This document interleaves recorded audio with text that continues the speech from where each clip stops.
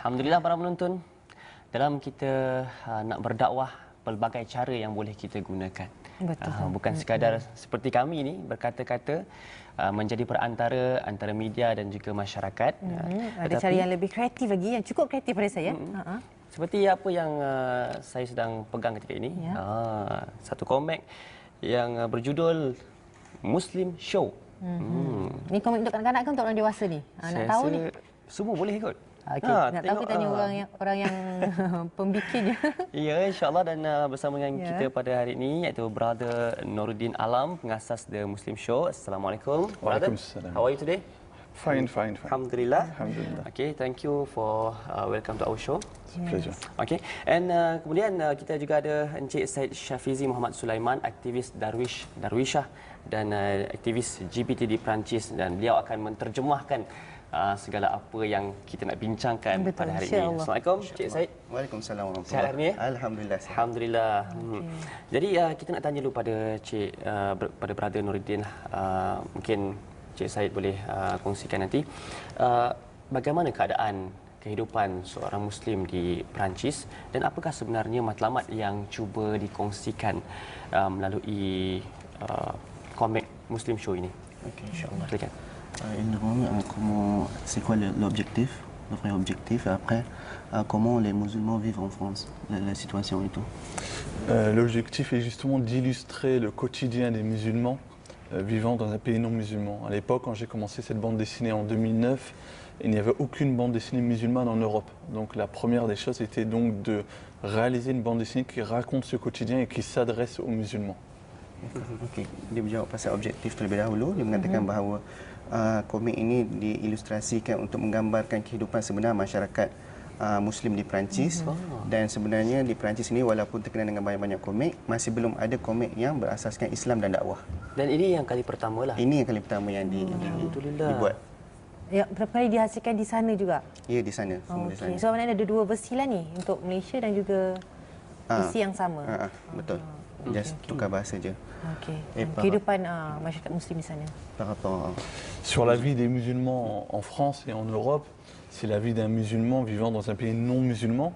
Donc forcément, il y a des difficultés. En France, c'est un peu plus compliqué, comme je dis souvent, puisqu'on a un gouvernement, des ministres et un président très dur envers l'islam. On a des médias, des journaux et des télévisions très durs envers l'islam. Donc à la fois c'est très dur de ce côté-là, mais à la fois la population française, elle vit très bien avec les musulmans. Donc c'est un, on va dire, partagé entre les deux. Okey.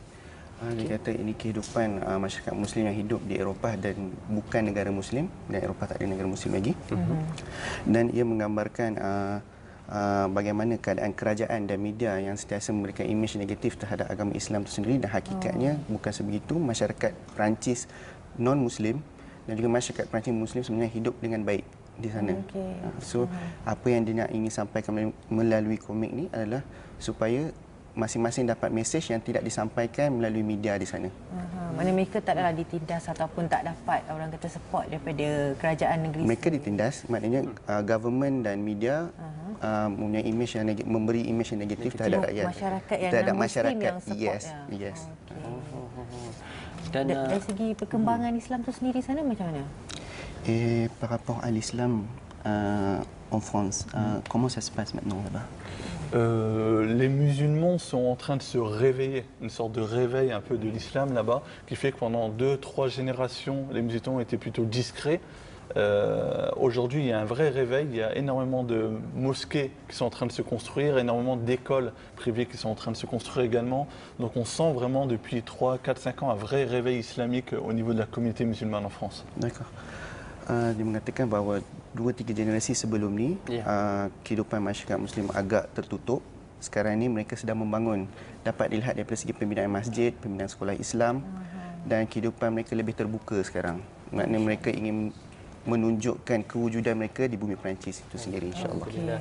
Dan menyentuh tentang buku Muslim Show ni kan, kita lihat apa perbezaan antara komik versi buku macam ni dan juga komik-komik yang versi Facebook dan sebagainya. Okay.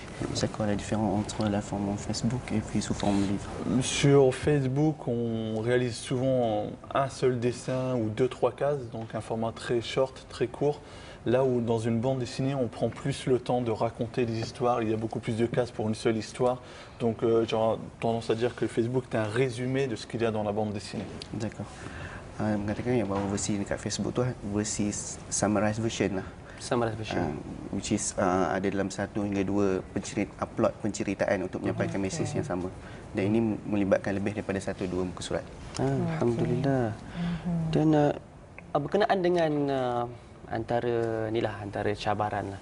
Kita nak tanya juga cabaran dalam menghasilkan satu komik yang saya kira mempunyai mesej yang sangat jelas.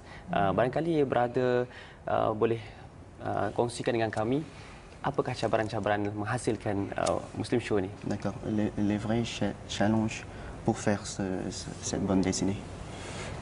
Il y en a vraiment, on va dire, 2 grands challenges, puisque le premier, c'est de trouver l'idée, le concept d'une histoire, puisque s'il n'y a pas l'idée, il n'y a pas l'histoire, il n'y a pas le dessin.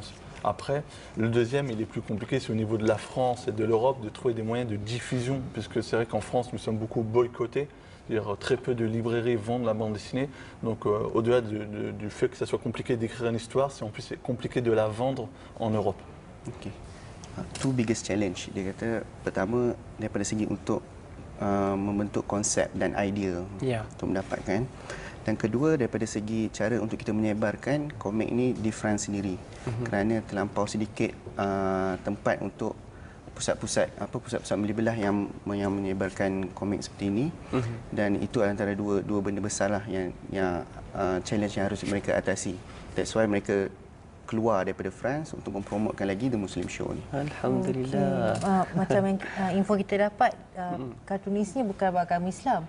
Betul. Jadi dari segi tu pula apa cabarannya? Maknanya bila selalu diorang lukis komik ni main lukis je karakter ataupun watak-watak setiap dalam komik tu, tapi ini bila beragama Islam dari segi pemakaian kartun tu sendiri kan, bahasa yang digunakan, itu bagaimana nak penerangan kepada seorang kartunis yang mungkin belum pengalaman kan? Comment vous avez expliqué à Greg, qui n'est pas un musulman, de comprendre ce que vous voulez faire, ce que vous voulez envoyer le message? En fait, en France, musulmans et non-musulmans se côtoient, vivent ensemble constamment. C'est-à-dire que les musulmans et les non-musulmans travaillent ensemble, vivent ensemble, sont voisins. Donc Greg vivait déjà avec beaucoup de musulmans autour de lui, depuis qu'il est tout petit, comme beaucoup de Français. Donc lui expliquer était plutôt rapide. Et ensuite, pour être plus efficace dans la réalisation, moi j'ai fait des petits crayonnés, des brouillons juste avant, pour que lui-même comprenne. Et après, il y a des questions, il y a des réponses. Mais en tout cas, en France, il faut vraiment comprendre que musulmans et non-musulmans travaillent constamment et travaillent régulièrement ensemble. Okey, ditekankan di sini bahawa di Perancis, masyarakat Muslim dan non-Muslim banyak bidang bekerjasama. Tak ada masalah about religion kat situ. So kat sini masing-masing profesional, dia melahirkan idea dan konsep, dan kartunis tadi bernama Greg akan membuat karikatur. Di situ memang akan ada soalan dan jawapan, question and response. Kat situ dia bagi penerangan sedikit lah berkenaan ni, kerana Mr. Greg pun dia dah berkecimpung atau berkawan dengan kaum-kaum Muslim sudah lama, sejak di bangku sekolah lagi. So dia faham sebenarnya isu-isu yang di-highlightkan dalam The Muslim Show. Okey, masya-Allah. Dan serba sedikitlah, kita pun dah lama sembang ni, kita tak kenal lagi Muslim Show ni. Siapakah mereka? Silakan. D'accord. Les membres de Muslim Show.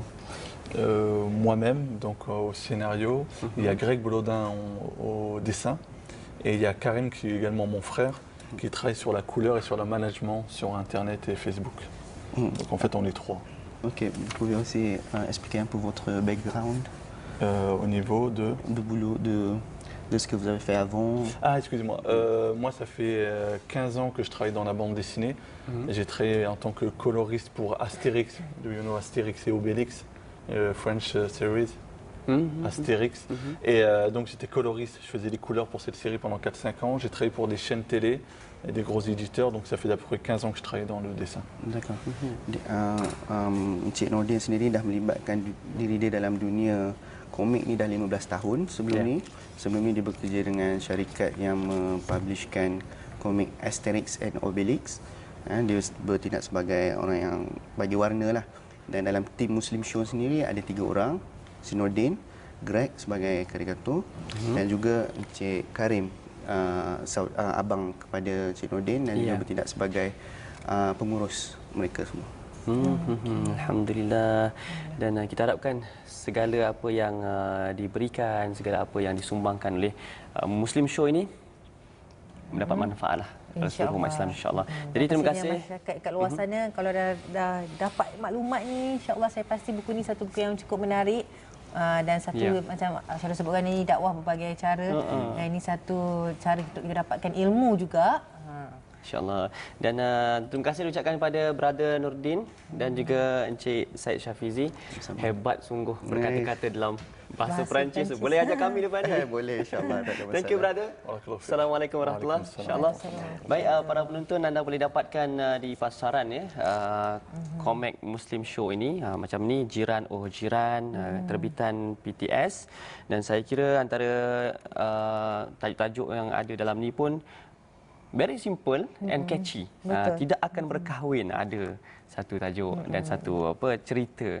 Yang saya pegang ni pula Ramadan Ramadan. Pastinya kita nak menjumpai Ramadan sekali lagi, kurang daripada 100 hari. Pastinya dalam 99 hari, kalau tak silap saya dah start mengira 99 hari. 99 hari daripada hari ni. Countdown ya. Dan pastinya kat sini ada berbagai kisah-kisah macam mana nak bersahur, buka puasa dan menjalani waktu yang panas dan sebagainya kan. Ya, ini adalah terbitan PTS. InsyaAllah kalau susah cari kat kedai buku, terus je pergi ke kedai buku itu PTS Cafe Book kan. Di dan Batu mendapatkan Cave. insyaAllah. Baik, para penonton, itu dia sedikit perbincangan berkenaan dengan Muslim Show. InsyaAllah selepas ni kita akan bersama dengan beberapa orang ahli panel lagi untuk kita kata menjenguk atau menjengah satu lagi majlis. Apakah majlis tersebut? Anda nak tahu? Jangan ke mana-mana. Kita akan berehat seketika, kembali selepas ni insyaAllah. InsyaAllah.